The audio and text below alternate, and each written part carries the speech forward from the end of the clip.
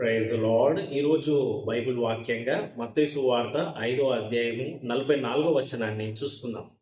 నేను మీతో చెప్పున్నదేమనగా, మీరు పరలోకమందున్న మీ తండ్రికి కుమారులై ఉండునట్లు మీ శత్రువులను ప్రేమించుడి, మిమ్మల్ని హింసించు వారి కొరకు ప్రార్థన చేయుడి. దేవునికి స్తోత్రం, మహిమ కలుగును గాక. యేసుక్రీస్తు ప్రభువారు మనతో చెప్తా ఉన్నారు, శత్రువులను కూడా ప్రేమించండి, మిమ్మల్ని హింసించు వారి కొరకు ప్రార్థన చేయండి, అప్పుడు మీరు పరలోకమందున్న దేవుని కుమారులను పడతారు. కొంతమంది ద్వేషిస్తే వారిని కూడా ద్వేషిస్తారు, కోపడితే వారి మీద కోపడతారు. వారు శత్రువులుగా ఉంటే వీరు వారికి శత్రువులుగా మారిపోతూ ఉంటారు. ఇది లోకంలో జరిగేదే. అన్యులు ఈ విధంగా జీవిస్తూ ఉంటారు. వాడు ఒకటి కొట్టిండా, నేను రెండు కొడతాను. వాడు నాకు ఈ హాని చేసినాడా, మళ్ళీ నేను వానికి ఇంకొక హాని చేస్తాను. ఇది లోక పద్ధతి. దేవుని బిడ్డలమైన మనము క్షమించే వారిగా ఉండాలి. హల్లెలూయా. ఆఫీస్లో ఇబ్బంది పెడతా ఉన్నారండి. ఎస్, కొన్నిసార్లు కొన్ని సమస్యలు ఎదురవుతూ ఉంటాయి. ఇంట్లో కొన్ని ఇబ్బందులు ఉన్నాయండి, సమాజంలో కొన్ని ఇబ్బందులు ఉన్నాయండి, సంఘంలో కొన్ని ఇబ్బందులు ఉన్నాయండి. ఇరుగు పొరుగు వారంటే పడదండి, వారు మాకు శత్రువులుగా ఉన్నారండి, మమ్మల్ని హింసిస్తున్నారండి, కొన్ని విషయాల్లో మమ్మల్ని చులకన చేసి మాట్లాడుతూ ఉన్నారండి. వారందరి కోసం మనము ప్రార్థన చేయాలి, శత్రువులను ప్రేమించాలి. ఇదే సువార్త. దేవునికి స్తోత్రం. పరలోకమందున్న తండ్రి మరి మంచివారిని చెడ్డవారిని ఇద్దరిని ప్రేమించి ఇద్దరికి వర్షాన్ని కురిపిస్తున్నాడు, ఇద్దరికి వెలుతురునిస్తా ఉన్నాడు. వీళ్ళు మంచివాళ్ళు కదా, వీళ్ళకు వర్షాన్ని ఇస్తాను, వీళ్ళకి ఇవ్వను అనట్లేదు. అందరికీ కృపను అనుగ్రహిస్తా ఉన్నాడు. యేసుక్రీస్తు ప్రభువారు సిలువలో అందరి కోసం మరణించినాడు. మంచివారి కోసమే కాదు, చెడ్డవారి కోసం కూడా ప్రభు మరణించినాడు. మనం ఇంకనూ బలహీనులమై ఉండగానే క్రీస్తు యుక్త కాలమున భక్తిహీనుల కొరకు ఆయన సిలువలో మరణించినాడు. దేవునికి స్తోత్రం. హల్లెలూయా. మనం పాపులుగా ఉన్నప్పుడే దేవుడు మనల్ని ప్రేమించినాడు. మనం నీతిమంతులుగా ఉన్నప్పుడు కాదు, పాపులుగా ఉన్నప్పుడే మనల్ని ప్రేమించి మన కోసం ప్రభు సిలువలో మరణించినాడు. దేవునికి స్తోత్రం, మహిమ కలుగును గాక.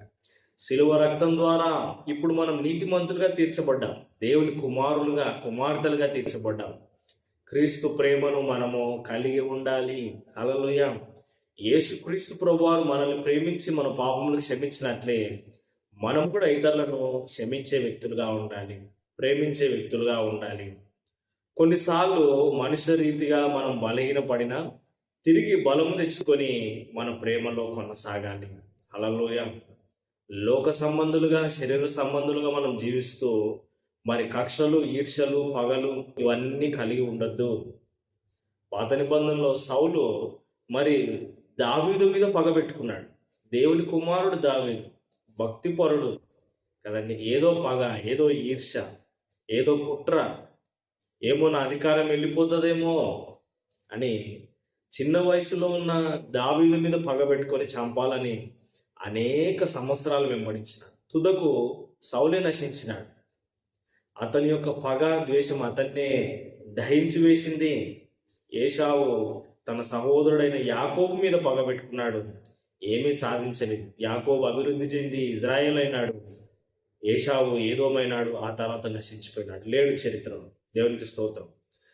నీవు ప్రేమ కలిగి జీవించు, శత్రువులను కూడా ప్రేమించు, మిమ్మల్ని హింసించు వారి కొరకు ప్రార్థన చేయండి. తట్టుకోలేకపోతున్నానండి, ఎస్, అలాంటి సమయంలో మనం ప్రార్థన చేయాలి. దేవుని యొక్క ప్రేమ కలిగి ఇతరులను క్షమించే వ్యక్తులుగా ఉండాలి, వారి కోసం ప్రార్థన చేసే వ్యక్తులుగా ఉండాలి. ఈరోజు ఈ మాటలు వింటున్న నీవు క్రీస్తు వైపు చూడు, సిలువ వైపు చూడు. మరి ప్రభు ఎన్ని హింసలు పొందినాడో, శ్రమలు పొందినాడో కదండి. ఆయన సిలువలో కూడా ఏమన్నారండి, తండ్రి వీరేమి చేయించున్నారు వీరు ఎరుగని కనుక వీరిని క్షమించుడి అని చెప్పినాడు. అదేవిధంగా మనము కూడా క్షమించే వ్యక్తులుగా ఉండాలి.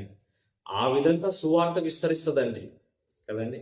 సువార్త విస్తరించాలంటే ప్రేమ ద్వారా విస్తరిస్తుంది. అందరినీ ప్రేమించే వ్యక్తులుగా ఉండాలి, అందరికీ సహాయం చేసే వ్యక్తులుగా ఉండాలి. ఇది క్రీస్తు ప్రేమ. ఆమేన్. ఇలాంటి వ్యక్తులు దేవుని కుమారులు అనబడతారు. ఇలాంటి వారు పరలోకానికి వారసులు. దేవునికి స్తోత్రం.